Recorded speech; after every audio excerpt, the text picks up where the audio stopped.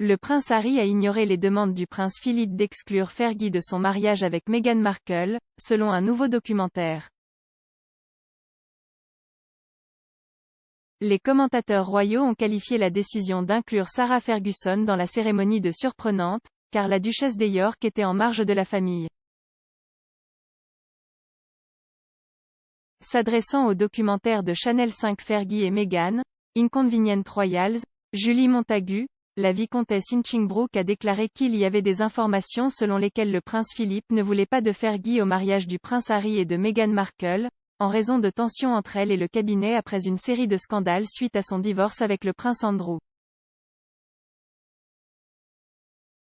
Le duc d'Édimbourg et Fergie ont été impliqués dans l'une des querelles les plus amères de la société, bien qu'elle aurait été sa belle-fille préférée dans les premières années de son mariage avec le prince Andrew. Bien que le duc et la duchesse de York soient divorcés depuis plus de 2 décennies, ils sont toujours restés proches et ont depuis vécu ensemble ou l'une près de l'autre. Tout au long des moments tumultueux, Fergie a toujours entretenu des relations avec certains membres de la famille, et lorsque Meghan Markle l'a rejoint, il a été rapporté qu'elle se tournait vers Fergie pour obtenir des conseils et du réconfort. Madame Montagu affirme que lorsque le prince Philippe a exigé que Fergie ne reçoive pas d'invitation au grand jour, Harry est intervenu et a dit « C'est ce que je veux.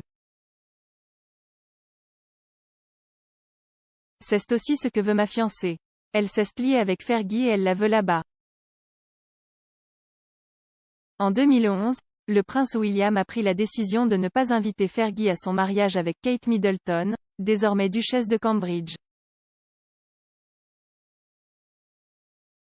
Après le mariage du prince Harry et de Meghan Markle, la duchesse de York a déclaré qu'elle était honorée et reconnaissante d'avoir été invitée au mariage.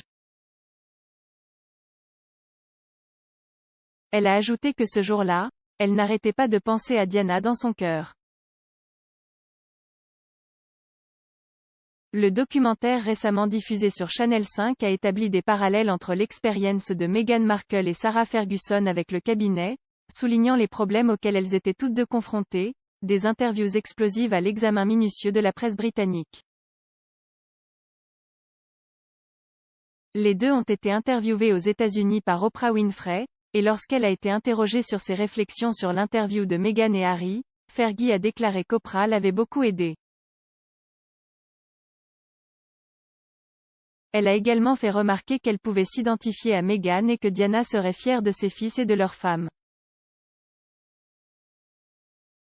Avant sa mort, il a été rapporté que le prince Philippe avait accepté la décision de son petit-fils de se retirer de son rôle, commentant que c'était sa vie.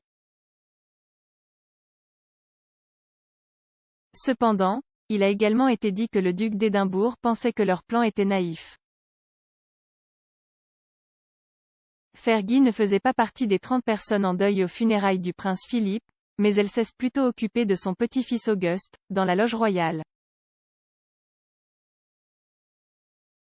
Bien que la relation de Fergie avec Philippe se soit détériorée, il y a un royal qu'elle aurait gardé de son côté. La duchesse de York a déjà parlé de sa relation avec la reine, affirmant qu'elle était plus une mère pour elle que sa propre mère. Le mois dernier, Fergie a été aperçue en train de se diriger vers le domaine Queen's Balmoral dans les Highlands écossais, laissant entendre qu'elle avait peut-être retrouvé le chemin du retour dans le giron royal. Fergie a récemment qualifié Sa Majesté de son plus grand mentor. Malgré leur divorce en 1996, le duc et la duchesse de York ont maintenu une relation amicale et étroite, coparentant leurs filles, la princesse Béatrice et la princesse Eugénie. Lors du premier verrouillage au Royaume-Uni, le couple a vécu sur le terrain de Windsor et a passé du temps avec leur plus jeune fille et son mari, Jack Brooksbank.